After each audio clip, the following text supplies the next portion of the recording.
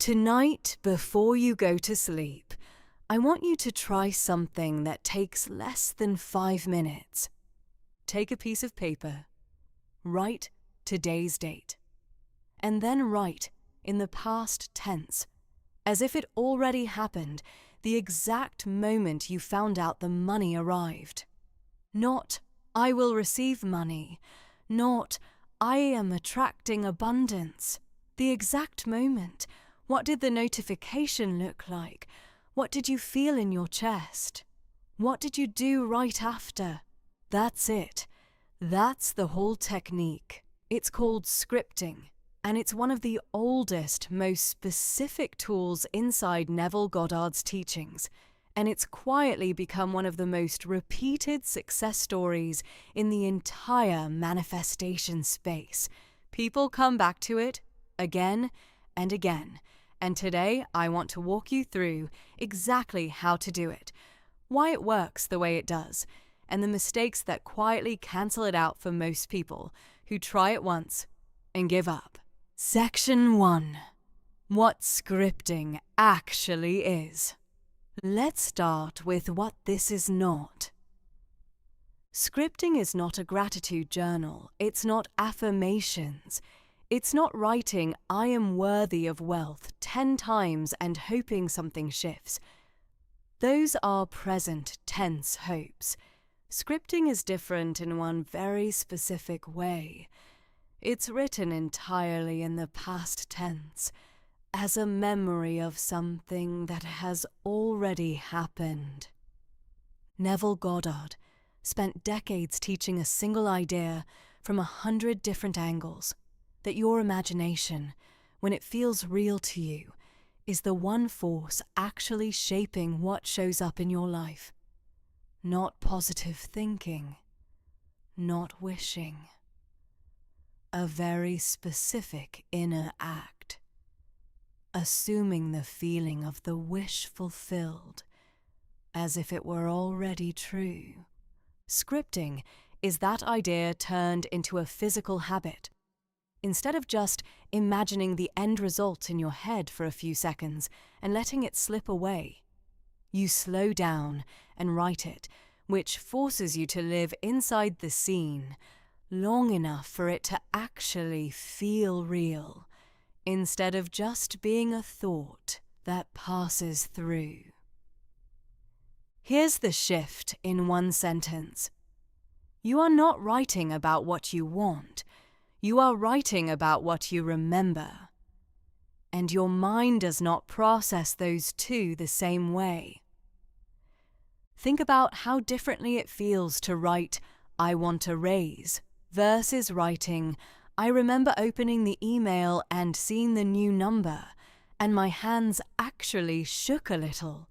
One is a wish sitting outside of you, something you're still waiting on. The other is a scene you were inside of. That's the entire mechanism. That's why this works when so many other manifestation techniques feel hollow. Most of them keep you in the position of wanting. Scripting moves you into the position of having already received. Section 2. Why the past tense changes everything. I want to slow down on this because it's the part almost everyone skips past, and it's the part that actually makes scripting work. Your imagination doesn't distinguish very well between something vividly recalled and something vividly imagined. This is why a stressful memory can make your heart race years later, even though nothing is actually happening to you in that moment. The scene is over. But your nervous system doesn't fully know that. It responds to how real the scene feels, not to whether it's technically still occurring. Neville taught that this same mechanism runs in both directions. If a remembered scene can produce a real physical and emotional response, even though it's over, then an imagined scene, held with enough detail and enough feeling, can produce that same real response, even though it hasn't happened yet. Your inner world doesn't file things under past and future. It files things under how real they feel to you right now, in this moment as you hold them. This is why scripting insists on past tense. When you write, "I am so grateful the money arrived," some part of you is still holding the door open for it to not have arrived yet. You're describing a future, and a future can always be pushed back. But when you write, "I remember checking my account and seeing the deposit," you're not leaving a door open. You're stepping fully into the scene as something complete. There's no more waiting to do, because in the scene, the waiting is already over. This is also why so many people script and feel nothing. They use the right tense, but they rush it. They write 4 flat sentences in 30 seconds and move on. The words are past tense, but the feeling is still future tense. Still hoping, still checking to see if it worked. The technique isn't really the writing. The writing is just the container. The technique is getting yourself to genuinely feel like you're remembering something, not inventing something. That's the difference between scripting that changes something and scripting that's just another form of journaling. Think about how a good actor prepares for a scene. They don't stand on stage thinking, "I am pretending to be sad." That would show on their face as pretending. Instead, they find a real memory, a real physical sensation, something true enough that the emotion arrives on its own. And then, the scene they're performing borrows that real feeling and wears it. Scripting works the same way. You're not performing hope.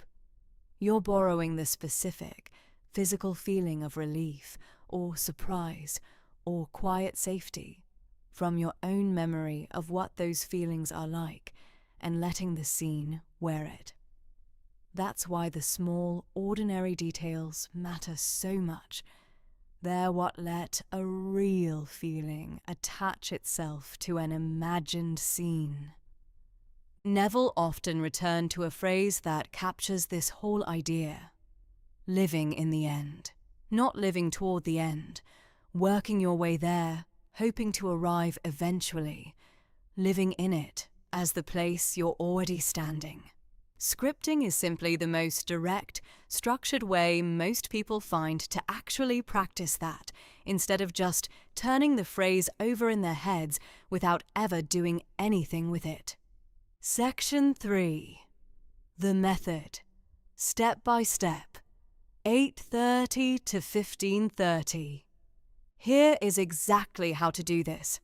I'm going to walk through 5 steps, and then I'll read you a full example so you can hear what a real entry actually sounds like.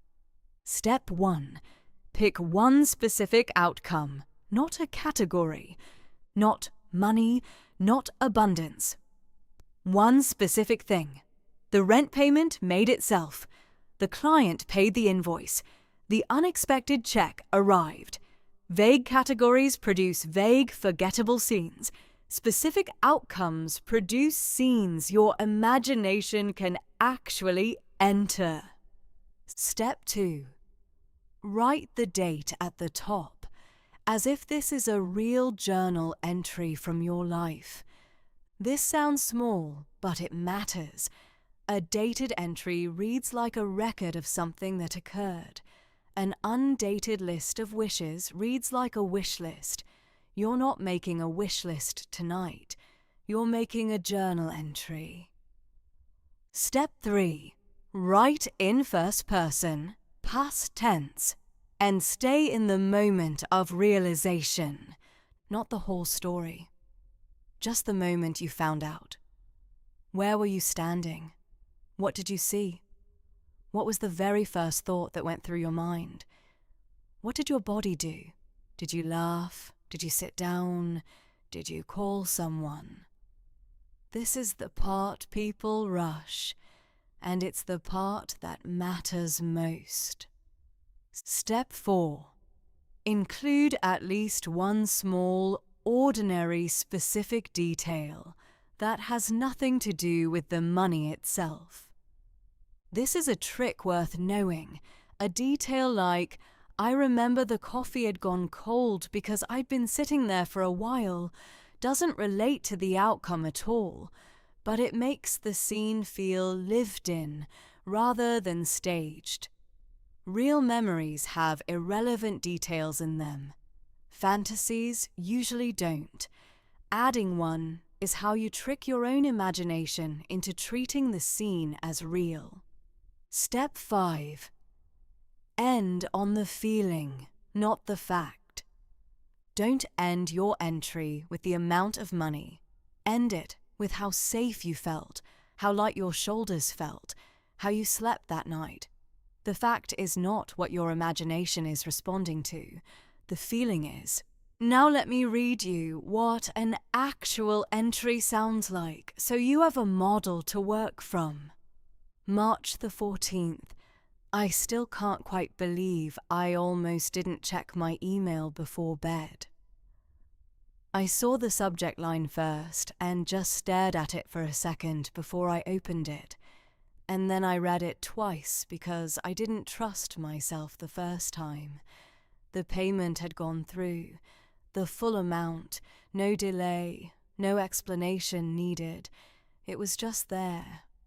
I remember my hands were still cold from being outside, and I just sat there at the kitchen table, holding my phone, not even doing anything, just sitting in it. I texted my sister before I even thought about it, and she sent back 3 exclamation points and nothing else, because she knew exactly what it meant without me explaining. I made tea I didn't even really want, just to have something to do with my hands, and that night I slept the kind of deep, dreamless sleep I hadn't had in weeks, like something in me had finally been allowed to stop holding on so tight. Notice what's in there. The cold hands, the tea nobody needed, the sister's 3 exclamation points instead of a full sentence. None of that is about the money directly. That's what makes it feel like a memory instead of a fantasy. Let me give you one more, shorter this time, so you can hear a different scenario and a different tone. This one's for an unexpected payment from work, rather than a lump sum. I was standing in the kitchen when my phone buzzed, and I almost didn't look because I assumed it was nothing. It was the invoice I'd basically written off 2 months ago. Paid in full, no note, no explanation.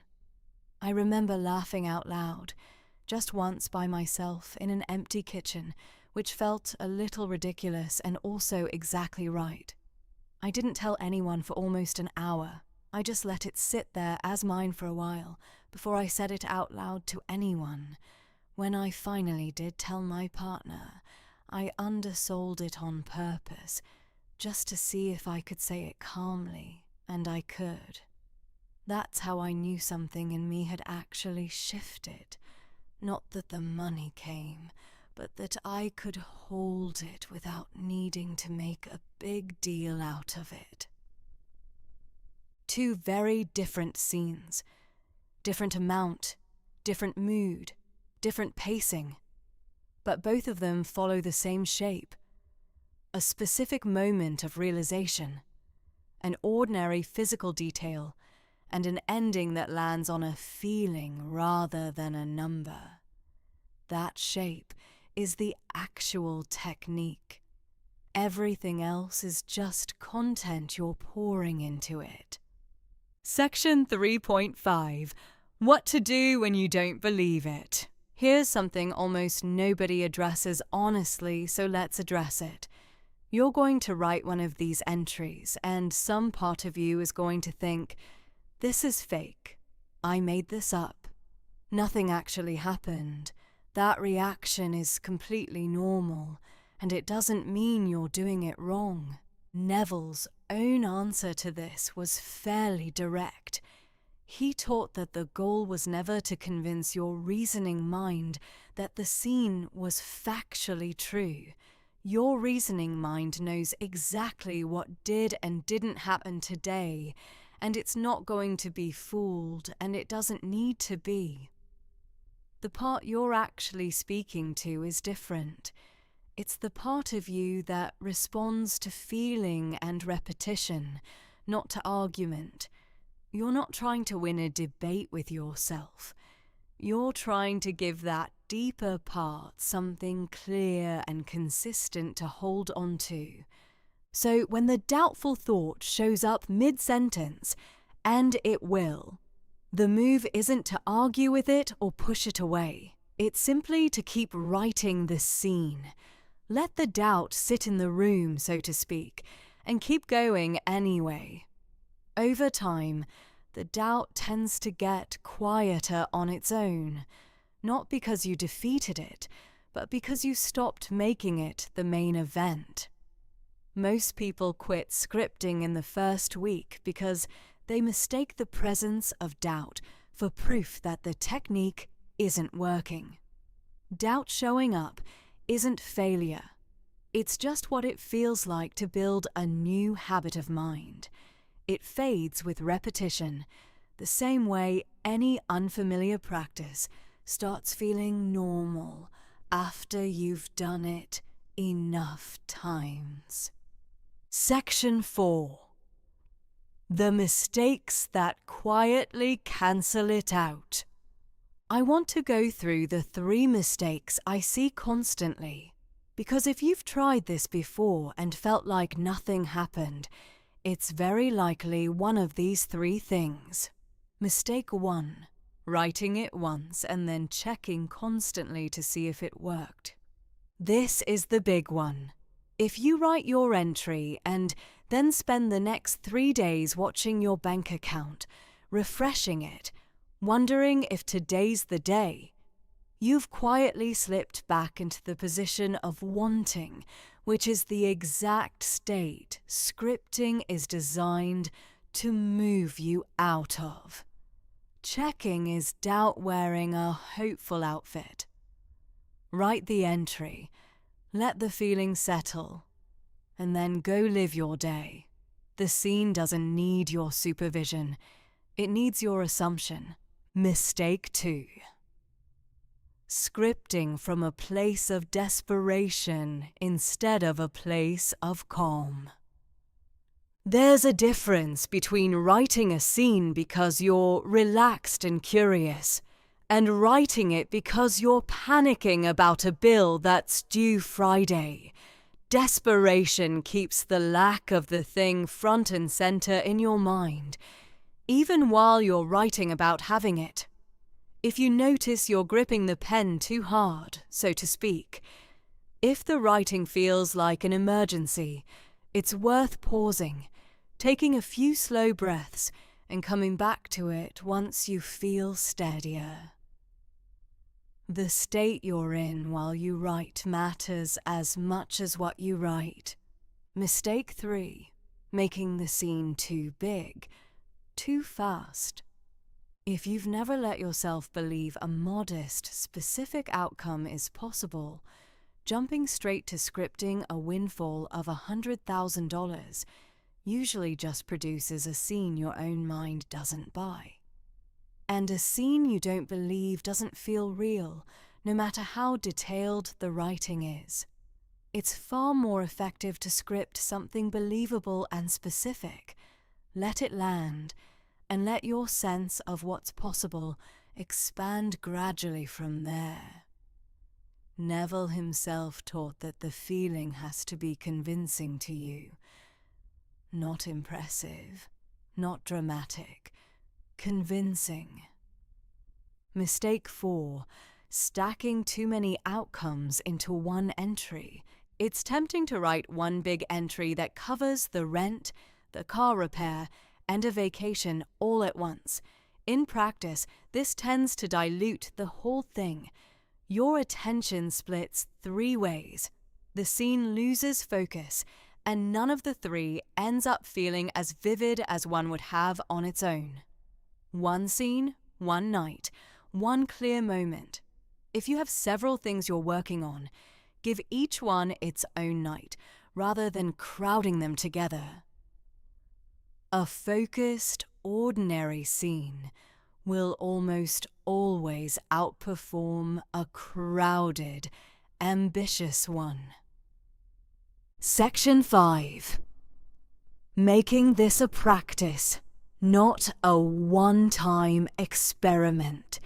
The people who get the most out of this don't script once and wait. They build it into the same nightly rhythm as brushing their teeth. Small, consistent, low pressure. Here's a simple way to structure it if you want to actually stick with it. Do it at night, close to sleep. Your mind is quieter then, and there's less of the day's noise competing with the scene you're building. Keep the entry short. 4 to 6 sentences is enough. Length isn't the goal, vividness is. And here's something worth trying if you already listen to frequency audio to fall asleep. Write your entry first, in that quiet 5 minutes before bed, and then let a track like an 888 Hz session play as you drift off. You've already done the inner work of building the scene.